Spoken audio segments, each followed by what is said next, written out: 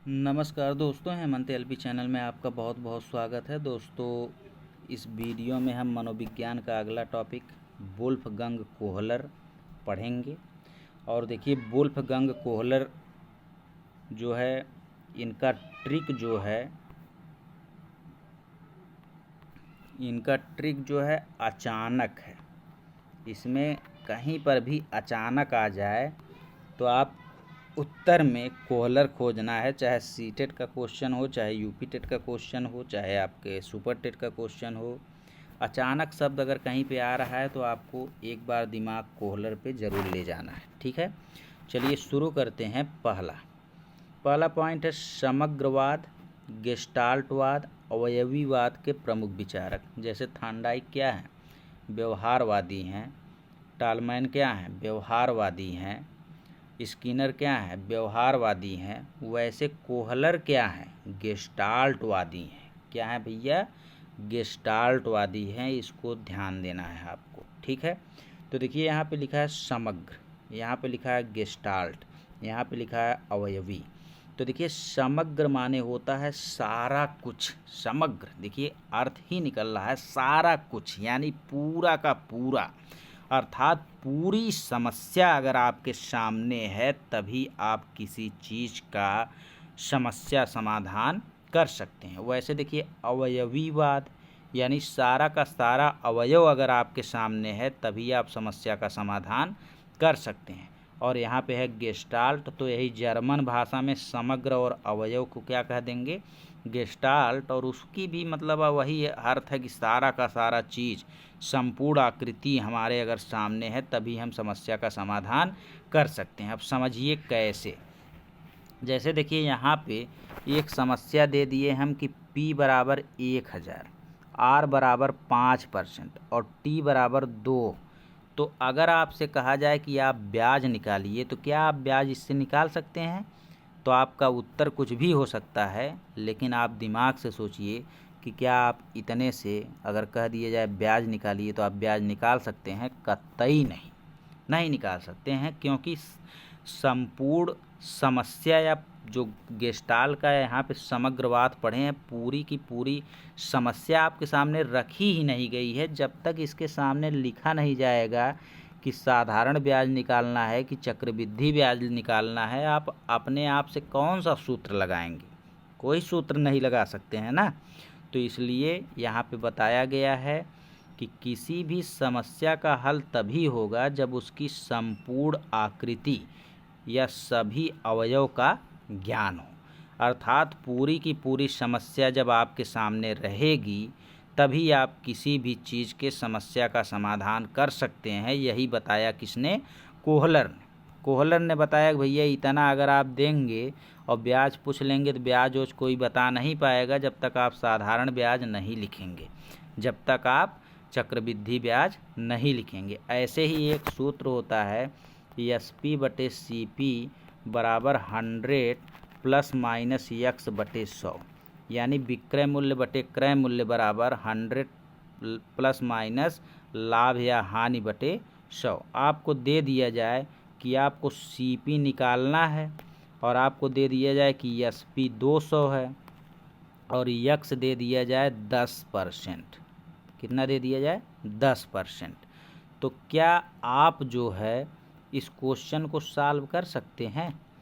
तो आपका जवाब कुछ भी हो, लेकिन हम बता दें कि आप इस क्वेश्चन को सॉल्व तब तक नहीं कर सकते हैं जब तक कि पूरी की पूरी समस्या आपके सामने ना हो। अर्थात यहाँ पे जब तक बताया ना जाए कि 10% लाभ है कि 10% हानि है। अगर लाभ रहेगा तो प्लस के साथ रखेंगे और हानि रहेगा तो माइनस के साथ रखेंगे। और अगर केवल 10% लिख दिया जाए तो पूरी समस्या ही आपके सामने नहीं है। और यहाँ पे साफ साफ लिखा है कि किसी भी समस्या का हल तभी होगा जब उसकी संपूर्ण आकृति या संपूर्ण गेस्टाल्ट या सभी अवयव उसके सामने हों।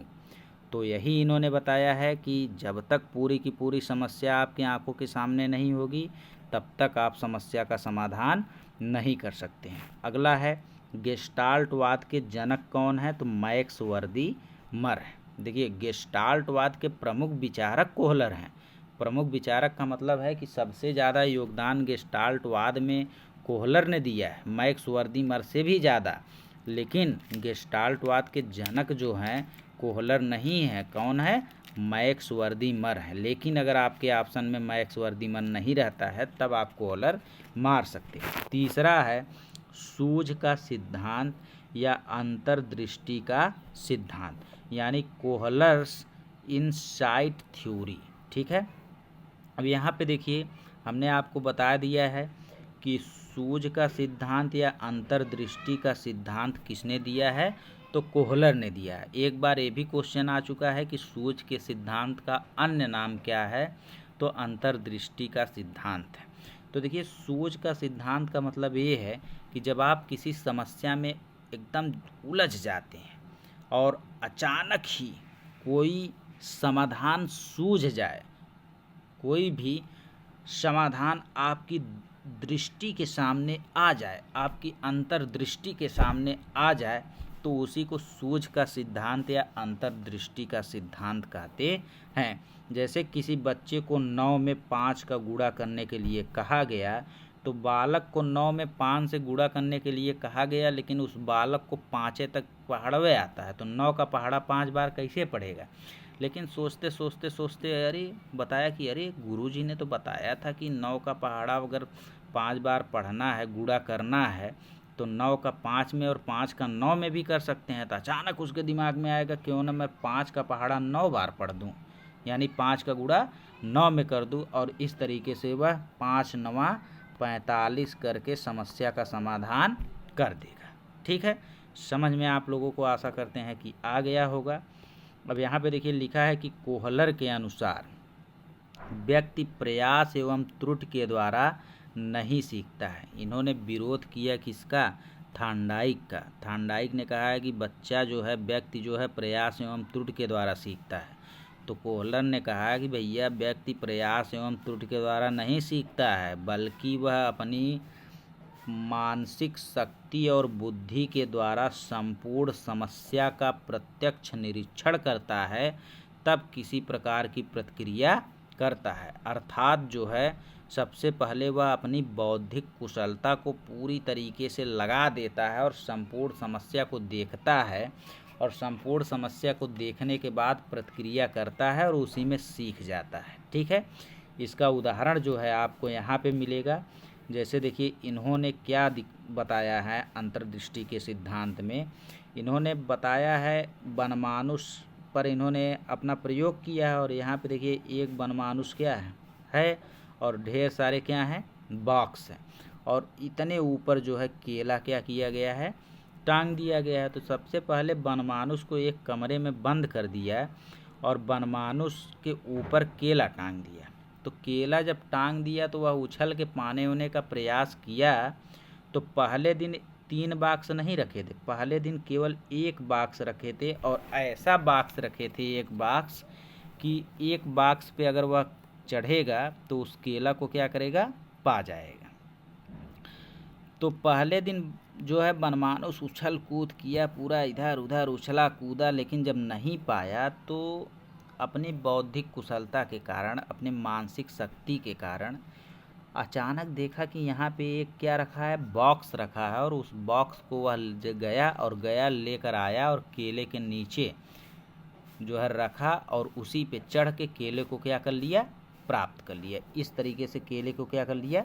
प्राप्त कर लिया। दूसरे दिन केले को और ऊपर कर दिए, और केले को और ऊपर करके 3 बॉक्स रख दिए, 4 बॉक्स रख दिए। ठीक है, तो उसके बाद जो है दूसरे दिन फिर वह उछल कूद करता रहा और 1 बॉक्स भी रखा, और 1 बॉक्स रखने के बाद भी पा रहा है तो नहीं पा पाया।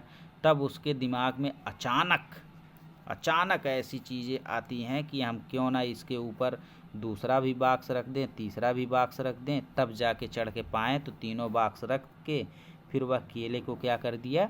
पा लिया। अर्थात यही इन्होंने कहा है कि कोई भी व्यक्ति जो है प्रयास एवं त्रुटि के माध्यम से नहीं, बल्कि अपनी मानसिक शक्तियों का प्रयोग करके, बौद्धिक कुशलता का प्रयोग करके सबसे पहले पूरी समस्या को समझता है। पूरी समस्या को अगर वनमानुष समझा नहीं होता तो वह बॉक्स को कैसे ला के रखा होता? उसको समझ में आया कि इस बॉक्स को हम रखें, उसके ऊपर एक रखें, उसके ऊपर एक रखें, तो हम केले को पा सकते हैं। अर्थात पूरी प्रत्यक्ष रूप से निरीक्षण करके प्रतिक्रिया करके वह अपने समस्या का क्या कर लेता है, समाधान कर लेता है। वैसे गेस्टाल्ट शब्द जो है जर्मन भाषा से लिया गया है, क्योंकि कोहलर जर्मनी के थे ही, तो गेस्टाल्ट शब्द जर्मन भाषा से लिया गया है, जिसका अर्थ होता है संपूर्ण आकृति या पूर्णाकार या सारा का सारा समस्या। ठीक है। प्रयोग इन्होंने वनमानुषों पर की है और वनमानुषों की संख्या, प्रयोग में वनमानुषों की संख्या क्या थी, 6 थी, और प्रमुख प्रयोग जो है सुल्तान नामक वनमानुष पर किया है। ठीक है। उसके बाद देखिए इनका पहला प्रयोग जो है, मतलब इनका प्रयोग जो है, एक तो बाक्स जो है ढेर सारा बाक्स रखे और केला टांगे, दूसरे में छड़ी रखे और केला बाहर रख दिए। ठीक है।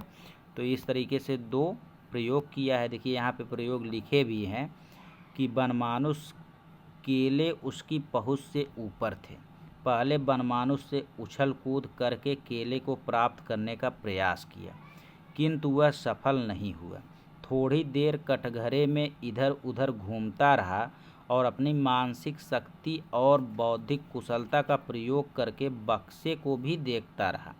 एकाएक अर्थात अचानक उसने बक्से को खींचकर लटके केले के नीचे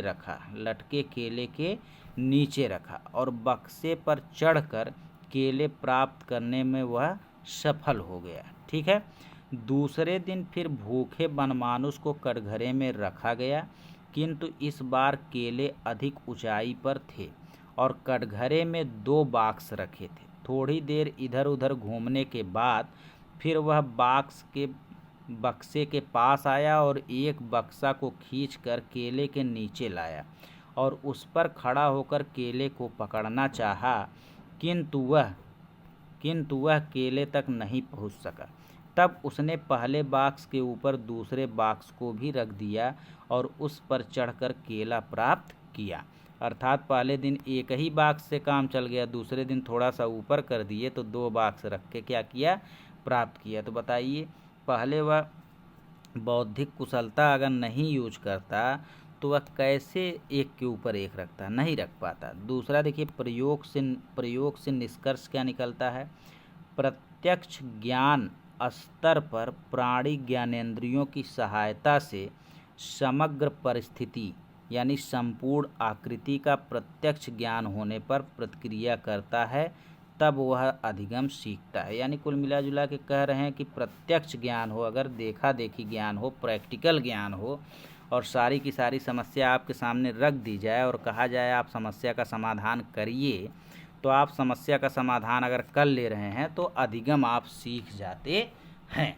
इनकी पुस्तक है मेंटलिटी ऑफ एपेक्स मतलब वनमानुष का मेंटलिटी, मतलब कैसे वह काम करता है। अगला है देखिए, प्रयास एवं त्रुटि का सिद्धांत जो थॉर्नडाइक ने दिया है, वह शारीरिक कुशलता पर अधिक बल देता है, बलराम है। और सूझ का सिद्धांत जो है वह मानसिक कुशलता यानी मस्तिष्क का प्रयोग इसमें हुआ है, ज्ञानेंद्रियों का प्रयोग हुआ है। कुल मिला जुला के कह सकते हैं कि बौद्धिक कुशलता यानी बुद्धि पर अधिक बल देता है, यानी ये कृष्ण भगवान है। ठीक है। और यहाँ पे देखिए एक प्रयोग जो है छड़ी वाला किए हैं, तो इसमें छड़ी ऐसा है जैसे एक छड़ी ऐसे रहता है तो 2-3 भाग में रहता है, तो एक इससे थोड़ा सा क्या रहता है, मोटा रहता है और यहाँ पे चूड़ी बनी रहती है। इसको जब इसमें डालेंगे और ऐसे ऐसे घुमा देंगे तो ये दोनों एक दूसरे में क्या हो जाएगी, जुड़ जाएगी। तो ऐसे ये छड़ी 2 ठो रख दिए और बाहर केला रख दिए इसके हाथ के पहुँच से बाहर। तो यह छड़ी को देखता रहा करते करते एक दूसरे में इसको जोड़ के बाहर से केले को क्या कर लेता है, खींच लेता है और केला क्या करता है, खा लेता है। तो इस तरीके से दोस्तों आपका पूरा का पूरा जो है कोहलर जो है आपका टॉपिक ख़त्म हो गया। अगर वीडियो पसंद आया हो तो चैनल को सब्सक्राइब करिए, लाइक करिए, वीडियो को शेयर करिए। धन्यवाद दोस्तों।